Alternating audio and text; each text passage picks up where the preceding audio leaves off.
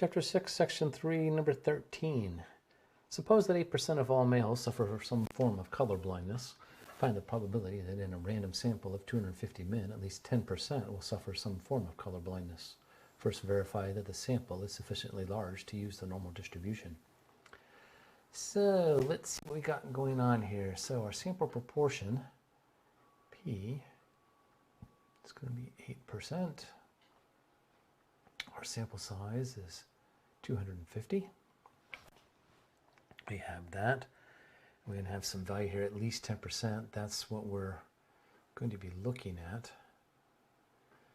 Okay, so I'm going to look here when I'm doing this point to sufficiently large. I guess that's the P hat here. So N P hat and N Q hat both have to be greater than or equal to 5, right? So in this case, that's going to be 250 times 0.08, and we're going to compare 250 times 0.92, so Q is that 1 minus P there. And we have 20 and 230. So yes, they're both greater than 5. So now our probability, we're looking for the probability that P hat is greater than 0.10.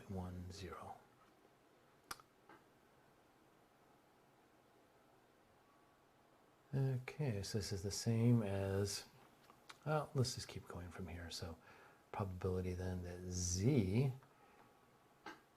oh, well, before we get to Z, I can start that, but I have to realize over here I've got P hat, so the sample mean is going to be 0.08, and then our sample standard deviation is back again this PQ divided by N, which is going to be that 0.08 times 0.92 divided by 250, square root of that whole thing.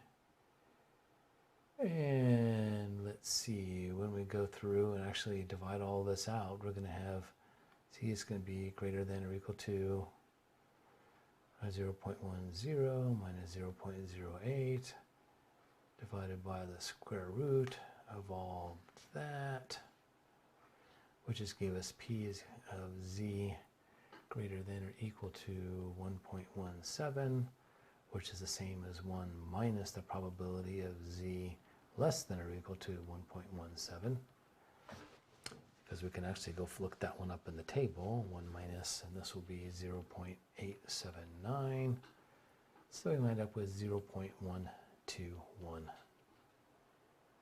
So that's the probability that, at least in a sample size of 250.